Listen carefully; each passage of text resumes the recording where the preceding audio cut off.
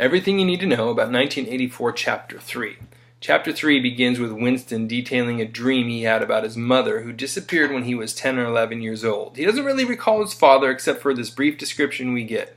Winston believes that both his mother and father were killed in what he calls the first great purges of the 50s. Now this sounds like a political upheaval where many people were probably killed, and this kind of massacre is not uncommon because it marks many historical dictatorships where enemies or potential enemies of the state, real or not, are slaughtered by who is in power.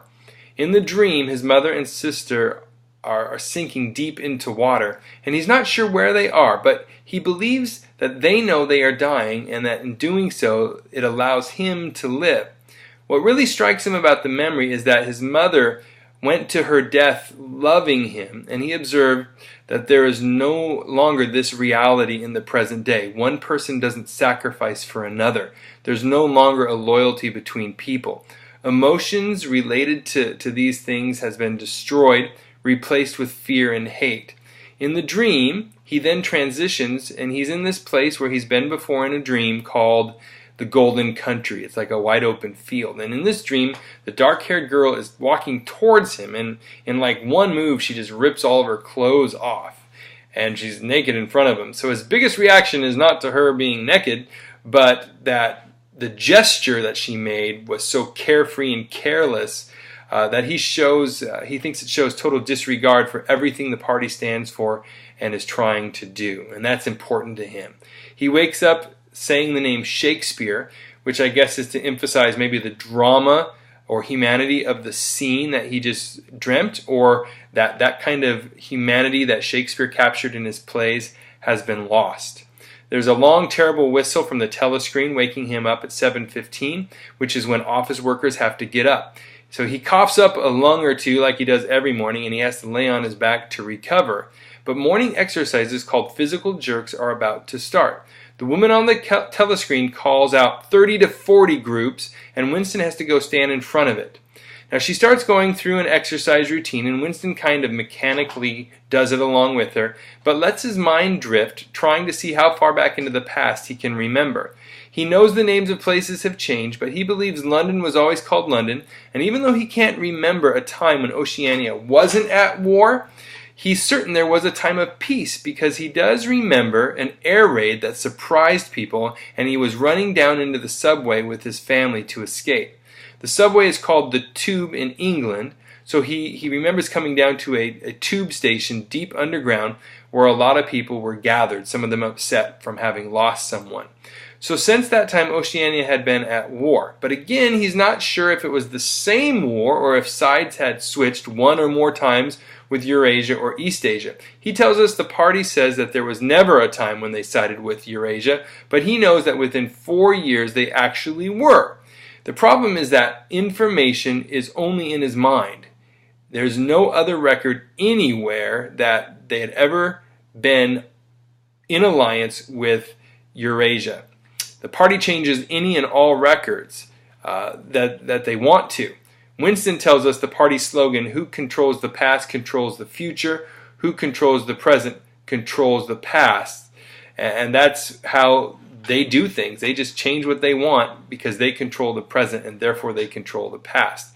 Now, this is where we first get introduced to the term doublethink, which is complicated and hard to understand, and when the instructor from the telescreen gives them a break, Winston tries to explain the concept of doublethink, which he describes as a victory over your own memory.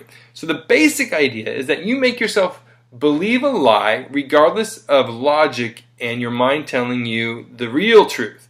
And then you forget that you made yourself believe it so that the lie actually becomes true. He says to understand doublethink actually requires you to use doublethink. We get more into that in later chapters. The instructor says through the telescreen to start the exercise of touching their toes, which Winston hates since it makes him cough.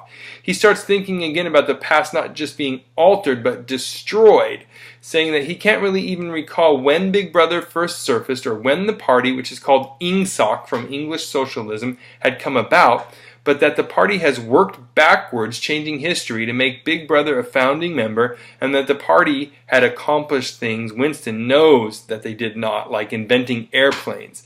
But again, there's no evidence because all the historical records have been changed.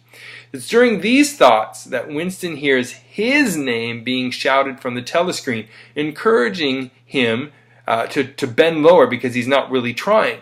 The instructor then demonstrates how to do it, leaving Winston in a sweat and in terror, wondering if he had given away any of his thoughts on his face. So after a lecture from the instructor, we're told that Winston, he's probably all jammed up with fear, touches his toes for the first time in several years. So what are we to take from this chapter? This chapter explores some of Winston's memories of how and when the party came into being, but then details that the when of it doesn't really matter, as through their own manipulative techniques, the party is able to make the past into whatever they say it was. So this chapter, for one, gives a terrifying picture of what the party has done socially to the population. There is no family sentiment, trust, or sacrifice, virtues that we hold to be the noble aspects of humanity. The party has bred mistrust and fear of others, and attempted to direct loyalty first and foremost to themselves. We're also given insight to some of the propaganda and mind control techniques of the party.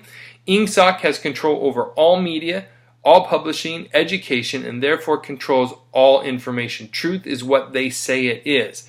We can see that if something changes, to suit whatever need of the party, all the information is adapted to reflect that change so that there never was a change.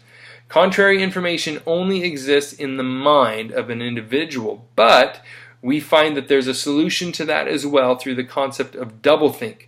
The chapter ends by showing us the terrifying influence of the telescreen. Winston was being watched as he gets called out by name. The party has sought to infiltrate the past by controlling all aspects of the present, and then not only seeks to control people's physical behaviors by observing them all the time, but their very thoughts themselves through techniques like doublethink. Pretty scary stuff. If you have questions, comments, you can write them below in the box.